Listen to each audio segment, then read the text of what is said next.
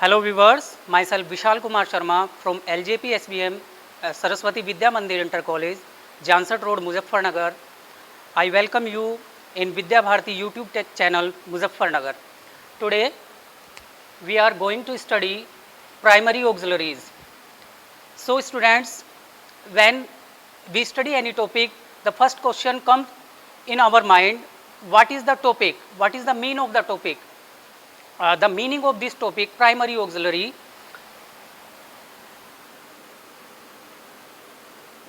Primary auxiliary.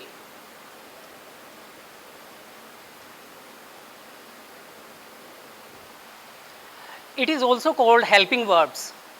Helping verbs, as we know, helping verbs helps in a sentence a main verb to make a sentence. Primary verbs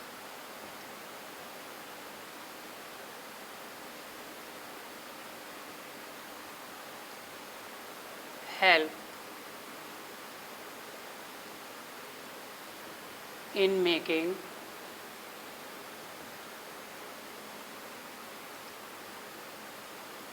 sentence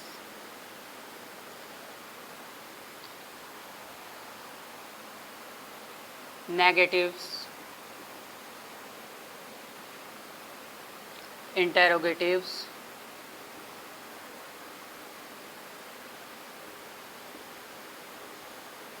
and to passive voice.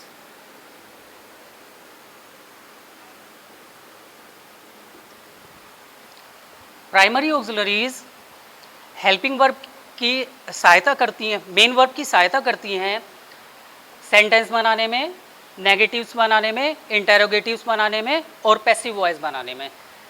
इसमें जो main primary auxiliaries हैं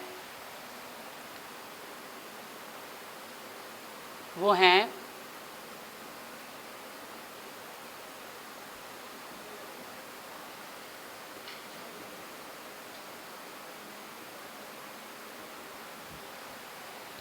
सबसे पहले verb be. Be की verb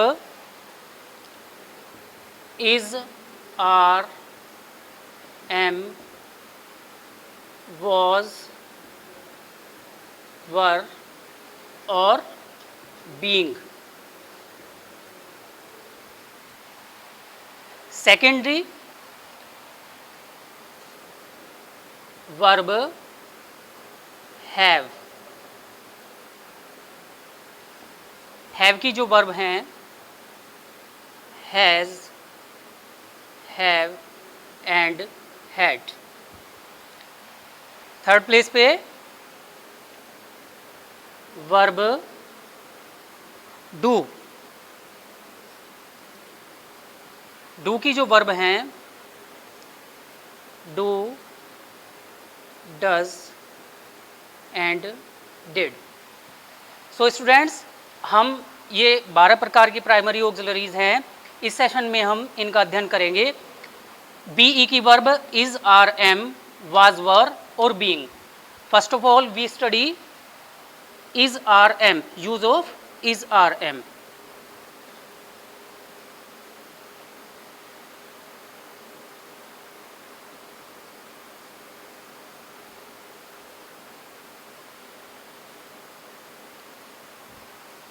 as we know, is, are, am का use हम present continuous tense में use करते हैं इनका।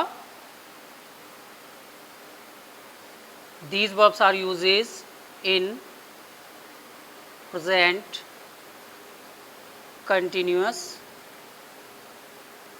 Tense. Let's an example.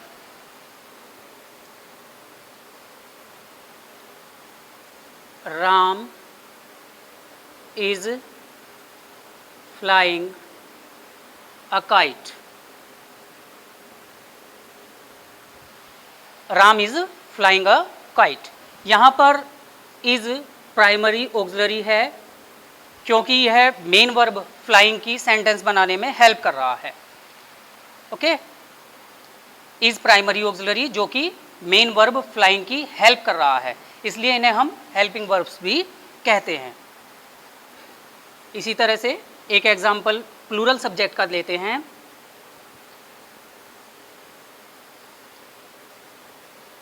Children are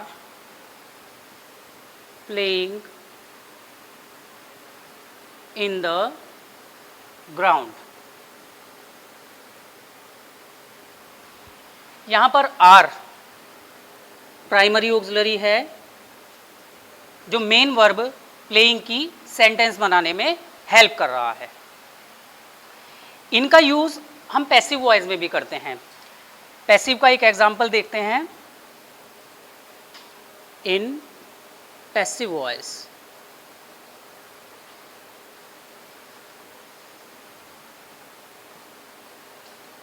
passive voice में एज वी नो वर्ब की थर्ड फॉर्म का यूज होता है। Let's an example, he is taught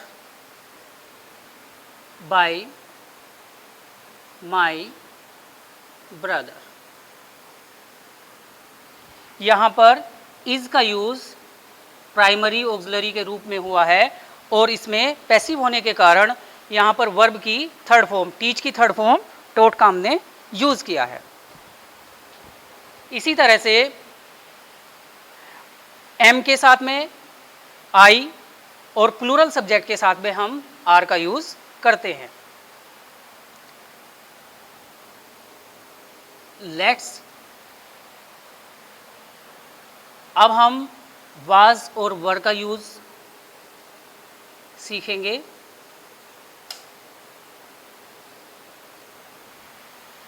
was और वर का यूज हम पास्ट कंटिन्यूअस टेंस में क्रमशः सिंगुलर और प्लूरल सब्जेक्ट्स के साथ में करते हैं।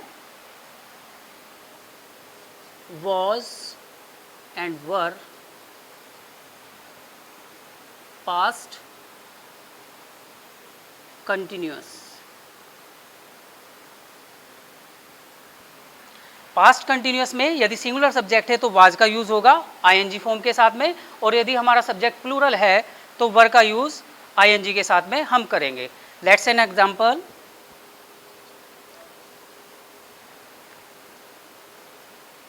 दे वर कॉलिंग देयर फ्रेंड्स।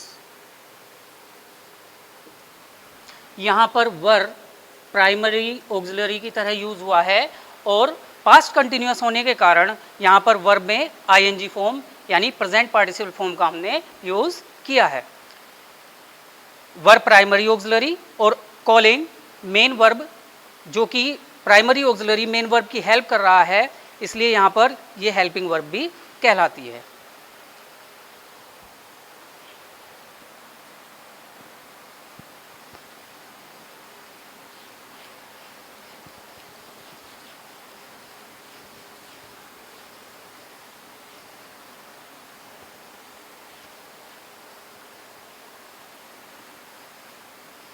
इसमें बीइंग का यूज हम मेनली पैसिव वॉइस में करते हैं। Use of being,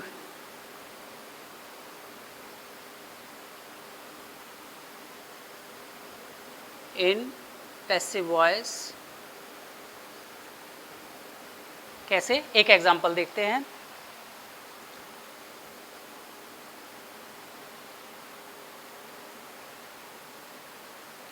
He is being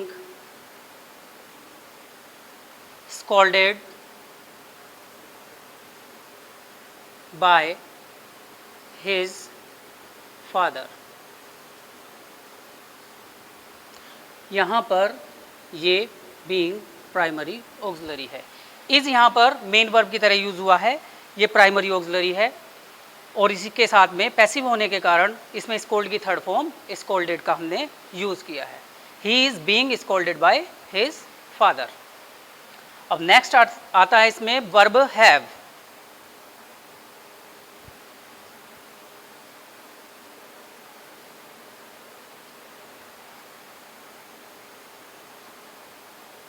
have के हैज़ और हैव का यूज़ हम प्रेजेंट परफेक्ट टेंस में और हैड का यूज़ पास्ट परफेक्ट टेंस में करते हैं। कैसे? Has and had, sorry have ये प्रेजेंट परफेक्ट टेंस में,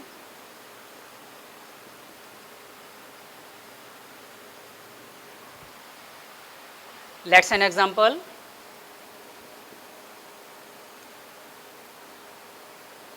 My mother has washed our clothes। इसमें हैज़ प्राइमरी ऑक्सिलरी, और जैसा कि आप सभी जानते हैं प्रेजेंट परफेक्ट टेंस में वर्ब की थर्ड फॉर्म का यूज़ करते हैं, तो मेन वर्ब की थर्ड फॉर्म का यूज़ हम करते हुए हैज़ प्राइमरी ऑक्सिलरी की तरह इसमें यूज़ किया सेंटेंस में। इसी तरह हैव का एक example, they have bought a new car. यहाँ पे हैव प्लूरल सब्जेक्ट होने के कारण हमने हैव का यूज़ किया और इसमें वर्ब की थर्ड फॉर्म। यहाँ पे हैव प्राइमरी ऑक्सिलरी की तरह यूज़ हुआ है। हैज़ और हैव का यूज़ प्रेजेंट परफेक्ट टेंस में हमने सीख ही लिया, सिंगुलर सब्जेक्ट के साथ में हैज़ और प्लूरल के साथ में हम हैव का यूज़ करते हैं। इसी तरह हैड का भी एक एग्जांपल यहीं पे देखते हैं, वर्ब हैड। इसका यूज हम पास्ट में करते हैं, पास्ट में वर्ब की थर्ड फॉर्म के साथ में, past perfect tense.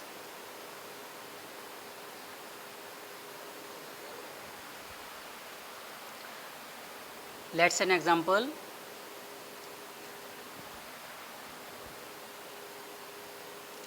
The doctor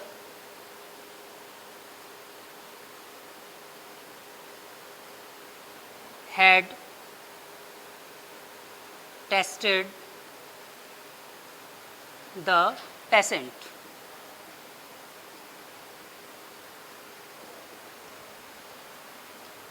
had यहाँ पर प्राइमरी ऑक्सिलरी की तरह यूज़ हुआ है, और जैसा कि पास्ट परफेक्ट में वर्ब की थर्ड फॉर्म का हम यूज़ करते हैं, ये टेस्टेड वर्ब की third form.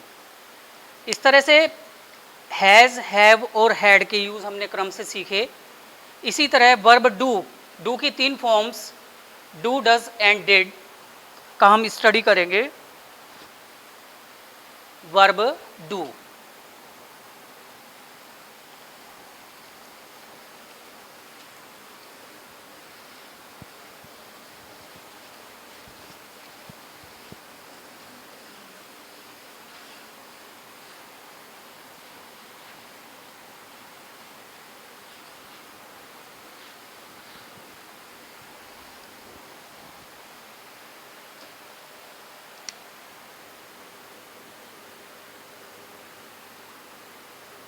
do, does and did।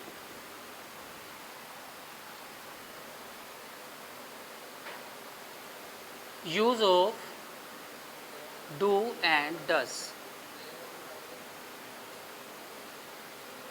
do and does का यूज़ हम प्रेजेंट इंडेफिनिट टेंस के क्रमशः नेगेटिव और इंटेरोगेटिव सेंटेंस में करते हैं।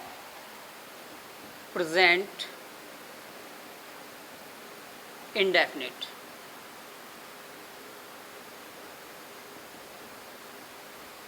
let's an example,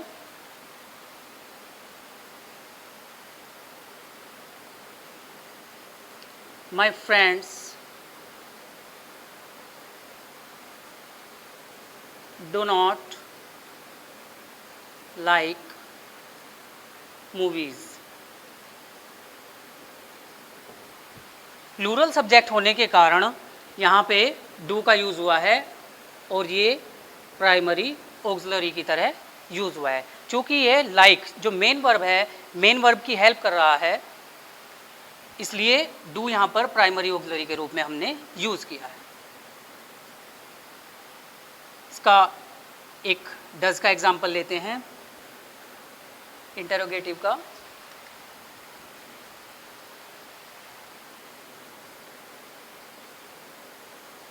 does he call all his friends. ये इंटरोगेटिव का सेंटेंस, और यहाँ पर ये डज स्टार्टिंग में प्राइमरी ऑक्सिलरी की तरह यूज़ हुआ है। इसमें सिंगुलर सब्जेक्ट होने के कारण हमने डज को स्टार्टिंग में यूज़ किया है। इसमें did, use of did,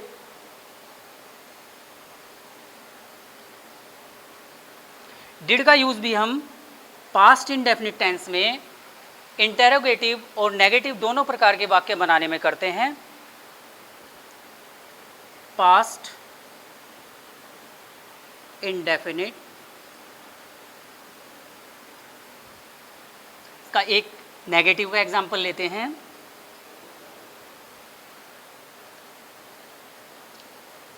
my sister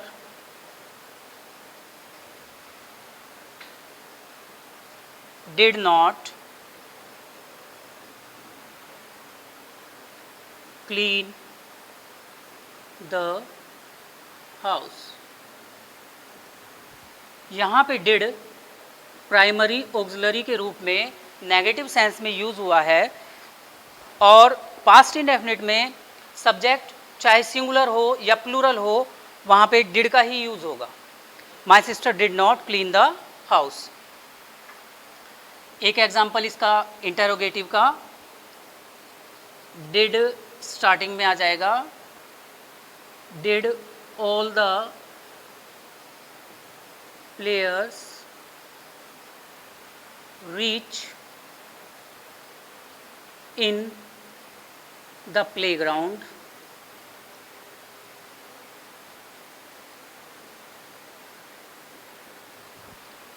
यहाँ पर डिड प्राइमरी ऑक्सिलरी के रूप में स्टार्टिंग में यूज़ हुआ है। ये पास्ट इंडेफिनिट का इंटरोगेटिव सेंटेंस, और इसका सब्जेक्ट प्लूरल होने के कारण फिर भी डिड का यूज़ स्टार्टिंग में हमने इसमें प्राइमरी ऑक्सिलरी के रूप में किया है। So students, we have clear verb be, have, do. Hope you will understand very well. Okay, thanks for watching. Thank you.